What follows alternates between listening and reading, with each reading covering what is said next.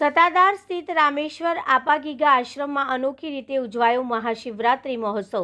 વિસાવદર નજીક આવેલા રામેશ્વર આપાગીગા આશ્રમ સત્તાધાર ખાતે મહાશિવરાત્રિનો મહોત્સવ આ વર્ષે અનોખી રીતે અને ભક્તિમય રીતે ઉજવવામાં આવ્યો હતો। આશ્રમ પરિસરમાં 151 ઇંચ ઊંચાઈ ધરાવતું અને 1.25 લાખ રુદ્રાક્ષથી નિર્માણ કરાયેલા ભવ્ય શિવાલય ભક્તો માટે વિશેષ આકર્ષણનું કેન્દ્ર બન્યું હતું। આ પ્રસંગે વૈદિક મંત્રોચ્ચાર સાથે વિશેષ અનુષ્ઠાનનું આયોજન કરવામાં આવ્યું હતું। પરમ પૂજ્ય મહંત શ્રી ગોવિંદ બાપુના જણાવ્યા મુજબ લોક કલ્યાણ અને વિશ્વ શાંતિ માટે આ મંત્ર જાપ અને અનુષ્ઠાન યોજાયું હતું। લઘુ મહંત મયુર ભગત દ્વારા મુખ્ય અનુષ્ઠાન કરવામાં આવ્યું હતું, જ્યારે આચાર્ય તરીકે જયદેવ શાસ્ત્રી ઉપસ્થિત રહ્યા હતા। મહાશિવરાત્રિના પાવન દિવસે હજારો શ્રદ્ધાળુઓએ ભવ્ય શિવલિંગના દર્શન કરી ધન્યતા અનુભવી હતી। આશ્રમ ખાતે ભજન ભક્તિ અને પ્રસાદ વિતરણ સાથે આધ્યાત્મિક માહોલ છવાઈ ગયો હતો। સમગ્ર કાર્યક્રમમાં ભોજન ભજન અને શિવ ભક્તિનો ભાવ વ્યાપક રીતે જોવા મળ્યો હતો।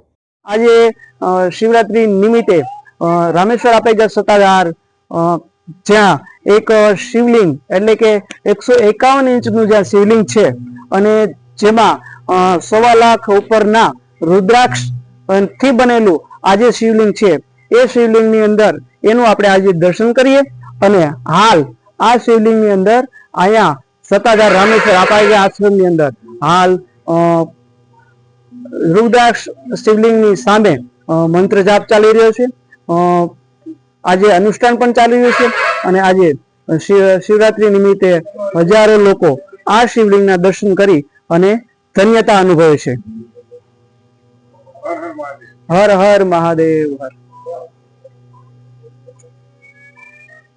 અહીંયા તમે જોઈ રહ્યા છો મિત્રો કે રામેશ્વર આપાગીગા આશ્રમના લઘુ મહંત મયુર બાપુ દ્વારા પોતે આ અનુષ્ઠાન અત્યારે હાલ કરી રહ્યા છે। સવારથી જ આ અનુષ્ઠાન ચાલુ છે। આ પર્વ નિમિત્તે આવો સૌ સાથે મળી આ શિવલિંગના દર્શન કરીએ। આપાગીગા રામેશ્વર સત્તાધાર મહંત શ્રી ગોવિંદ બાપુ ગુરુ શામજી બાપુ આજનો મહાશિવરાત્રિનો પર્વ નિમિત્તે 151 રુદ્રાક્ષની શિવલિંગ બનાવેલ છે વર્ષથી, તો એમનો આજે 11,000 રુદ્રાક્ષ મૃત્યુંજયના જાપથી અભિષેક સવારના 9 વાગે શરૂ છે, રાતે 10 વાગે પૂર્ણ થશે। લઘુમત શ્રી અમારે મયુર ભગત બેઠા પૂજામાં, રાતે મહાઆરતી થશે। આજે ભક્તો ખૂબ લાવો લીધો છે, બધા લેજો, અવશ્ય પધારજો।